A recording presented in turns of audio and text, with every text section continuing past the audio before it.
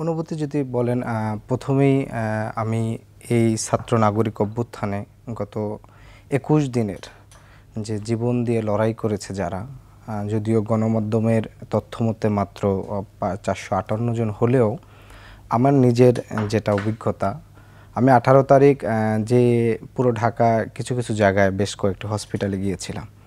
সেখানে যেটি আমি দেখেছি যে হসপিটালে মৃত ডেড বডি আসছে এবং সেটা হচ্ছে রেজিস্টার তথ্য, মানে তারা রেজিস্টার করতেছে না, মানে তথ্য সংগ্রহ করতেছে না। এর কারণটা হচ্ছে যে তাদেরকে প্রশাসন থেকে আগেই বলে দেওয়া হয়েছে যে এ ধরনের রেজিস্ট্রেশন আপনারা করবেন না, মানে মৃত যে লাশগুলো গিয়েছে। দ্বিতীয়ত হচ্ছে হসপিটালগুলোতে পরবর্তীতে প্রশাসনের পক্ষ থেকে যে সিসিটিভির ফুটেজ আছে, সেই সিসিটিভির ফুটেজগুলো তারা হচ্ছে গায়েব করে দিয়েছে। ফলে এই যে একটি ছাত্র নাগরিক অভ্যুত্থান হলো, এই অভ্যুত্থানের যারা মৃত্যুবরণ করছে তাদেরকে অবশ্যই আমি সম্মানের সাথে স্মরণ করি। আরেকটি বিষয় হচ্ছে যে অনেকের অবদানের বিষয় আপনার কথাটা বলছেন, সেটি আমি বলবো যে পুরো আন্দোলনে যারা জীবন দিয়েছে এদের সাথে কোনো তুলনা হয় না।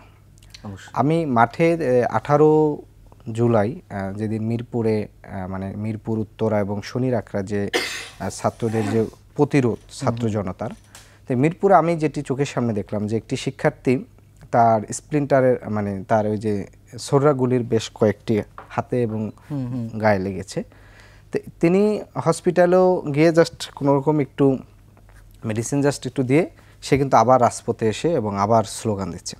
ফলে এই যে গুলি খাওয়ার পরেও অনেকের যে রাজপথে থাকা, মানে এই যে একটা স্পিড, অন্যায়ের প্রতিবাদের বিরুদ্ধে স্পিড, এবং যারা মাঠে থেকে কাজ করছে এদের একটি যে সাহস, মানে এটার সাথে আসলে বাহিরে যারা, মানে মাঠের বাইরে থেকে অনেকেই অনেক ভূমিকা রাখছে, সেটার তুলনা হয় না। মানে এটা হচ্ছে মাঠের যারা সৈনিক, মানে যুদ্ধের, মানে সম্মুখ যোদ্ধার যারা, এরা হচ্ছেন আমাদের একেবারে জাতীয়, মানে বলা চলে যে প্রথম প্রায়োরিটি, মানে এরা হচ্ছে গুরুত্বপূর্ণ ভূমিকা আছে। আমরা যার পিছন থেকে কাজ করেছি, প্রথমত হচ্ছে যে কোনো একটা আন্দোলন হলে আপনি জানেন যে সরকার যেটা করে যে যতগুলো গণমাধ্যম আছে সেগুলো হচ্ছে চেপে ধরে, নিউজ কিল করে।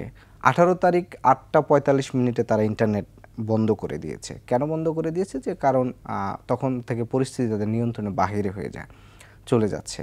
এবং তখন কিন্তু একমাত্র, মানে প্রিন্ট পত্রিকা তো হচ্ছে আপনার একদিন পরে নিউজটা বের হয়, টেলিভিশনগুলোতে স্পষ্টভাবে হচ্ছে তারা একেবারে ফোন দিয়ে বন্ধ করে দিয়েছে যে কোনো ধরনের আন্দোলনে নিউজ যায় না।